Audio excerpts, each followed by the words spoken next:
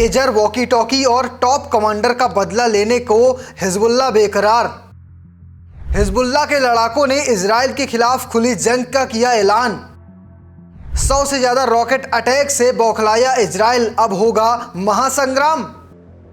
Hezbollah के लड़ाकों पर हुए डायरेक्ट अटैक से पूरा मिडिल ईस्ट अब बड़ी जंग की तरफ बढ़ रहा है। इजराइल को हिजबुल्लाह मिटा देना चाहता है, इसके लिए वो लगातार रॉकेट से अटैक कर रहा है। कल रात हुए हमले में हिजबुल्लाह ने इजराइल पर 100 से ज़्यादा रॉकेट दागे हैं और इस रॉकेट हमले में इजराइल के हाइफा शहर के पास कह सकते हैं धमाका हुआ है। इस हमले में 4 लोग घायल हो गए हैं। वही रॉकेट हमले के बाद हिजबुल्लाह ने खुली लड़ाई का ऐलान कर दिया है। हिजबुल्लाह के उपनेता नईम कासिम ने कहा कि रॉकेट हमला इजराइल के साथ अब खुली लड़ाई की शुरुआत है। हम स्वीकार करते हैं, हमें दुख हुआ है, हम इंसान हैं, लेकिन जैसे हमें दुख हुआ है आपको भी दुख होगा। हाइफा के पास एक शहर में आवासीय इमारत के पास हमारे रॉकेट गिरे हैं, जिनमें से 4 लोग इजरायली मारे गए हैं।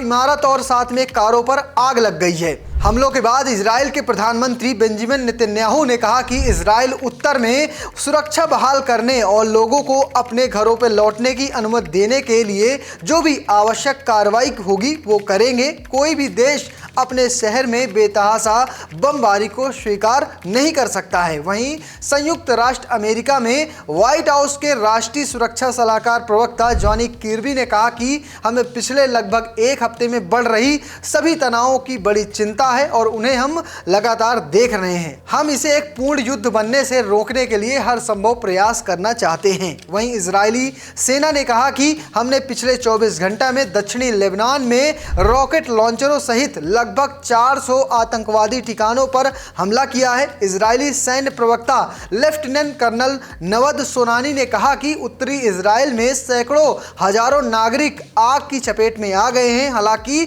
उनमें से इराक की दिशा से दागे गए कई हवाई उपकरणों को रोका भी गया था। हमलों के बाद पूरे उत्तरी इजराइल के सभी स्कूलों को रद्द कर दिया गया है। हिजबुल्लाह ने कहा कि उसने विभिन्न लेबनानी क्षेत्रों को निशाना बनाने वाले बार-बार इजरायली हमलों के जवाब में हाइफा के दक्षिण पूर्व में रतम डेविड एयरबेस में दर्जनों फादी 1 और 2 मिसाइलों का इस्तेमाल किया है। हिजबुल्लाह ने कहा कि उसमें हाइफा शहर में राफेल रक्षा फर्म की सुविधा को भी निशाना बनाया है। फिलहाल ये आपसी लड़ाई अब जंग की ओर मुड़ रही है। लगातार दोनों पक्षों से हवाई हमले किए जा रहे हैं। इसमें आम नागरिकों को भारी दिक्कतों का सामना करना पड़ रहा है। फिलहाल आप किस देखते इस खबर को कमेंट बॉक्स में जरूर बताना और पेज को फॉलो करना, चैनल को सब्सक्राइब करना बिल्कुल मत भूलिएगा। धन्यवाद।